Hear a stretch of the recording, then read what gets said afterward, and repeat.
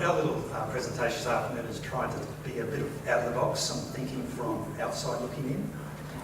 And I suppose from my point of view, I grew up in the sugarcane town of Gordonvale, just south of Cairns. And actually, that's the house over there. And my father was a sugarcane farmer, and actually all my uncles were sugarcane farmers. And it's interesting growing up in that landscape because that monoculture landscape is quite striking and in some ways environmentally brutal. And it was always, for me, I was always drawn to the edges of that because as that monoculture came up to the ancient rainforest, the contrast between man-made activities on the land and the remnant environment was of great interest to me. It actually inspired me on my 30-year journey as a landscape architect to look at ways that we can better integrate human activity into the natural environment. That can be a way that is uplifting our spirit, good for the economy, but also sustainable for the environment.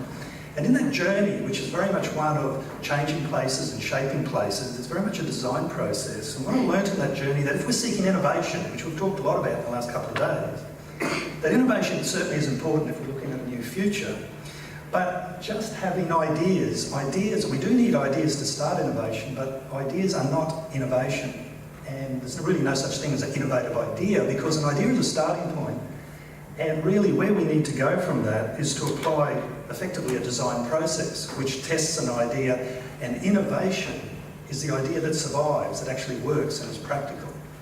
So everything, we can have lots of ideas. Our success will be determined, the sort of design thinking process that we apply to that. And for a community, design offers a transformative sort of process, because with design, we're often where we are. It really helps us to where we want to get to. And in that process, design can help us, particularly with wicked problems, work out to give us clarity and focus of what pathway should we take to get to our destination, which we've fixed. So it's a really important process. And in a way, when we come back to managing the environment, design has roles at different levels, because really, if we're just looking at protecting an environment sustainably, the best thing to do is to exclude people. And that's a really simple process. And you really don't need much design input to that. As long as you've got your financing resources from the outside, it's a very interesting, a very simple way to protect an environment by simply excluding people from that environment. But once we allow access into an environment, some design is needed to negotiate the changes. And all that is not too complex when we're still being financed from the outside of that space. It gets really wicked when we start saying, yes, we want to keep the environment, we want the people to access it, and it's got to be financially and economically viable and self-sustaining. That really is where design thinking and innovation is needed. And I know it's been a topic a lot in the last couple of days. So from a land-based point of view, design has been tackling that for quite a while. We are looking at how do we integrate human activity into the natural environment, how do we do it in a way that it's enjoyable, great for people, great for environment, great for business. So a lot of those skills are out there in how we can integrate and change environments and natural systems, and in a way protect places that are really important. And of course that leads also into the land-based design process of also integrating the connection of country stories into the process, so they can also shape the outcomes of integrating where we move forward with the landscape, how we use it, and to make it more sustainable. But it's a bit different when we look at the design relationship to water. It's really quite interesting, because design has always been focused there, because we're not fish, really about keeping us afloat. And when our design doesn't do that, it's sort of seen as failure. And the ocean floor in some ways, from a design point of view, has been a bit of a sort of repository for design failure. It's been really a design-free zone. It's the artefacts of where we've failed to keep afloat. And in a subtle way, that's sort of, from looking outside in, that seemed to have affected the way we look at design in the ocean floor, because often we'll see things that we no longer use on the top that are useful are repurposed by putting them on the ocean floor. That something we don't really use anymore becomes repurposed. Or is it really the remnant of a design that doesn't work that's just placed in another location? And then we have experiments happening on the ocean floor that actually are probably pretty good from a research point of view, but I would say from a design point of view, they're not very uplifting. So it's an interesting tradition from looking outside on what we've been doing. When you look at that, it's not quite uplifting, but I suppose if we drop some things like that on it, we might be improving a little bit more. But again, they're sort of objects that really don't belong underwater, do they? I mean, if they're underwater, it's a failed civilization of some sort.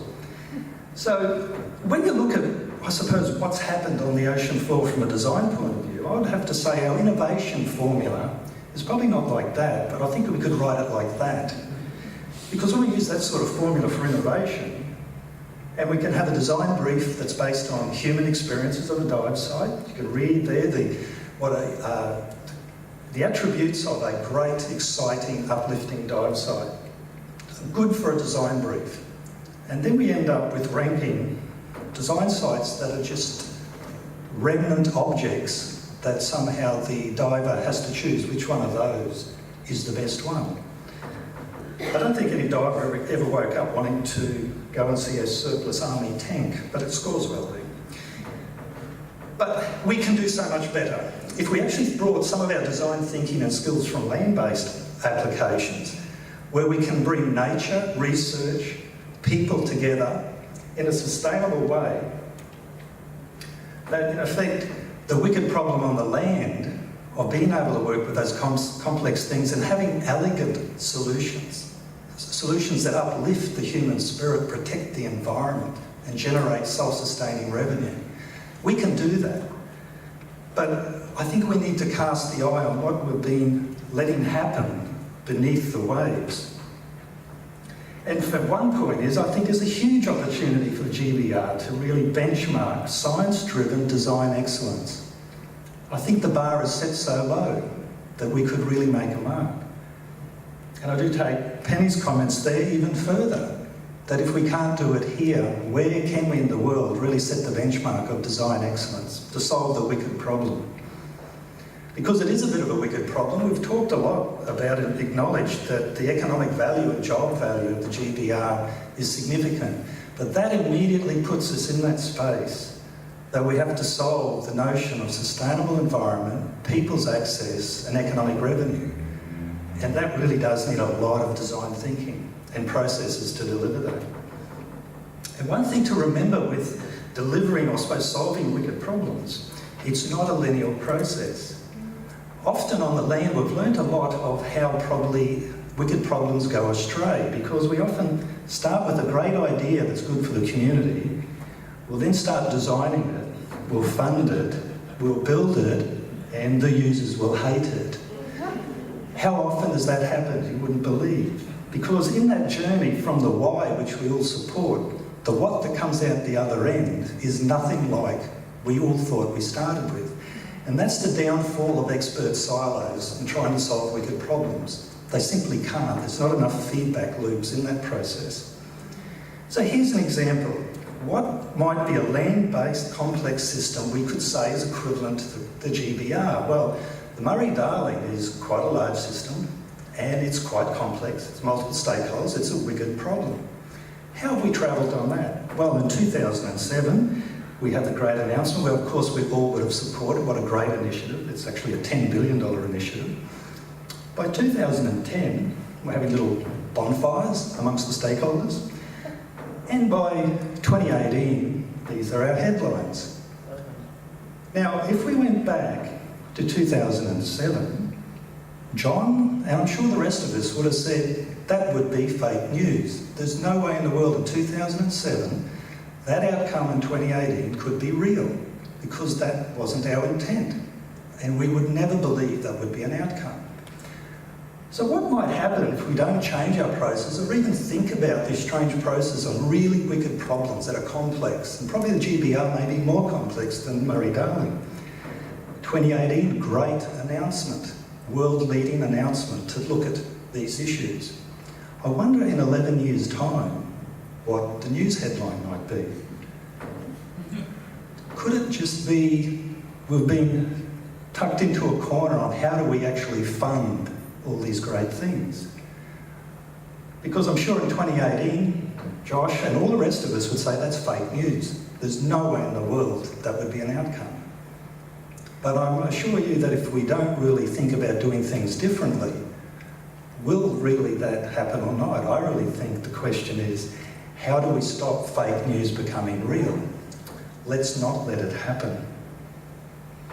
In 2016, there was this interesting article that really identified why the Murray-Darling process, a wicked problem, has really lost sight or had such a tough journey.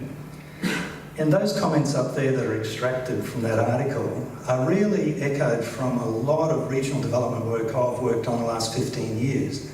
They are really, it's a common problem that now is being recognised at federal policy level. And to the extent that in the recent report to the federal government from the Select Committee on Regional Economic Development, it's promoting 3 key initiatives. The place-based approaches are critical. We do need catalytic investment, and we need a collaborative approach to that investment. Because I dare say if the federal government's got a $13 billion hold in the Murray-Darling Basin, it probably hasn't got much money for the GBR. It's looking for other sources of revenue to do the actual capital improvements. So how might we build underwater structures that are good for the reef people and business to solve this wicked problem? It certainly requires one of innovation. But in that collaborative innovation process, scientists can't do it by themselves. Whether it's architects or engineers certainly can't do it by themselves. And also, the hipsters won't be able to do it by themselves either. What it really is about is a process that we need to look at innovation through a multi-stakeholder engagement with groups of common interest. How do we negotiate all these different ideas to get a value-based project so by the end of it, it actually works in a way that we want? Because the old approach of silos and separation from communities and the whole bureaucratic process simply cannot work. It cannot collaborate. What we've got to do is find a system that gives us the feedback loops that we actually get to the end and all the stakeholders agree with the outcome. What a colleague of mine have been doing the last 5 years, we've actually developed a system to deal with land-based wicked problems to solve this exact issue. That where you start from place and values, how you negotiate with stakeholders to develop ideas and develop those into big ideas and the best investable ideas, that you have transformation out the other end that truly is good growth, good outcomes for people, the environment and the economy. So there is a way to do that. So we thought, well, how might that be applied to the marine environment? Because it's really in the centre there, we need this innovative process so we do get the right outcomes. So if we're looking at a place-based installation, how might we go about that using this proven system? Because one of the key aspects of the system we've got is looking at every installation is what we call a network solution. So if you're doing an installation, it's not only good for nature, it reflects the cultural values, it supports tourism, it supports research, it supports education, and gives enterprise outcomes, good outcome as well. So with that collaborative round table, it would be done through a process where we're looking at dealing with the people in the community first and giving them pathways into the value decisions. Working with the site itself, understanding its title of science and the engineering. And also looking at how we're activating that site through what activities might support research, tourism, enterprise and even education.